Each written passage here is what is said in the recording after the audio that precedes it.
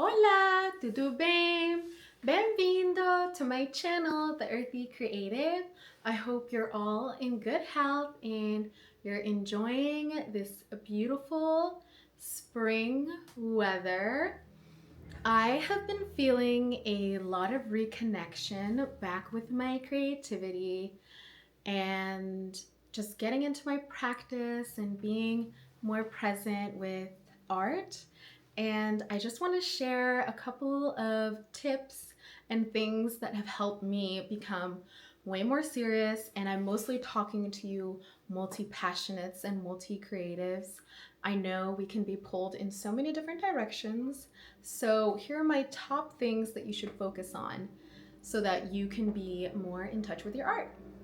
So if you're like me and you feel like you have a lot of creative passions, but you have no idea where to start, like I knew I wanted to do oil painting, but I also wanted to do ceramics and I wanted to do sewing and photography and cinematography. And I had taken a couple beginner classes in both ceramics and sewing, and I really liked the way that these practices made me feel. I feel like I love just using my hands and I love feeling textures. And I think texture was like a huge element for me. But I knew for myself that the barriers to entry for these practices were kind of a little bit out of reach for me. It's not something that I knew that I could do consistently. I was experiencing a lot of decision paralysis in an internal loop of, there's like so much to do.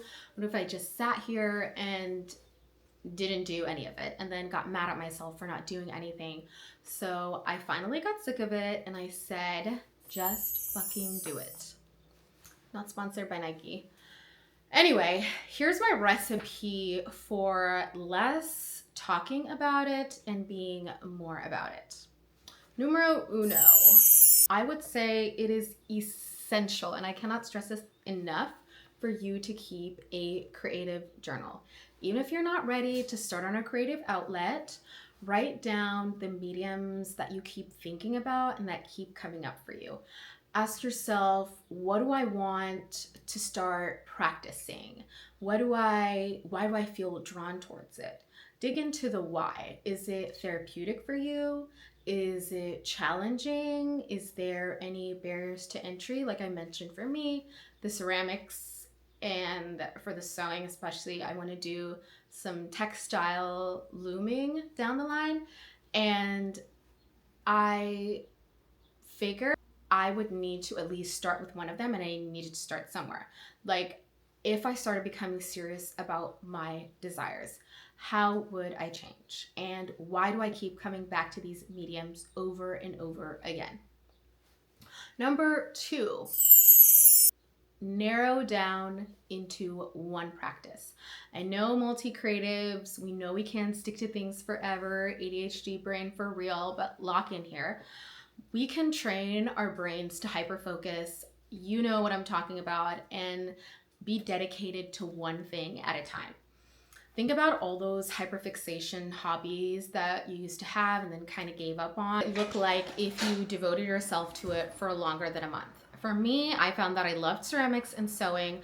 More so, I wanted to get into weaving and more traditional Somali textile weaving, but I had only gone as far as taking a beginner class for both of them. And most artists start with one medium and then they build from there. For me, I know that sewing and ceramics is a little bit inaccessible to me right now, especially, getting into these classes. There's always like a long wait list for them. And they were still very rewarding and I love them and I love that they were challenging, but I'm not able to do that at the moment. But I still had something else that I wanted to do. I love to oil paint, and I've always kind of just done it like one off. Like I would just kind of be like, I'm just gonna spend a day inside painting. And I've always been drawn to oil painting because I took an art history class on classical paintings and especially Renaissance paintings, and I love mixing colors. I just love like unwinding and color theory and just opening up paints, buying paints, I landed on oil painting and I wanted to build on that. And I want to paint more ethereal, otherworldly paintings. And this is one of the paintings that I did, and I'm so proud of it. And I have a bunch of other paintings too, but I'm talking about like a recent painting. And which brings me to point number 3, you need to make it a ritual. I can't stress this point enough either. Like, if you know that you're already dealing with not feeling good enough in your eyes as a beginner, and I know it's very sensitive in terms of like what subjectively what good art is. I'm already walking into this with an understanding that I'm trying to cultivate a practice and I'm learning a new part of myself. It's not supposed to be good, it's supposed to be expressive. And it is a deeply vulnerable place to be, and you should be honored and you should celebrate it and you should turn it into something ritualistic. I like to turn on some jazz music and I like to make myself a non-alcoholic cocktail, but this is sparkling water. But it's still helpful to have a little drinky drink.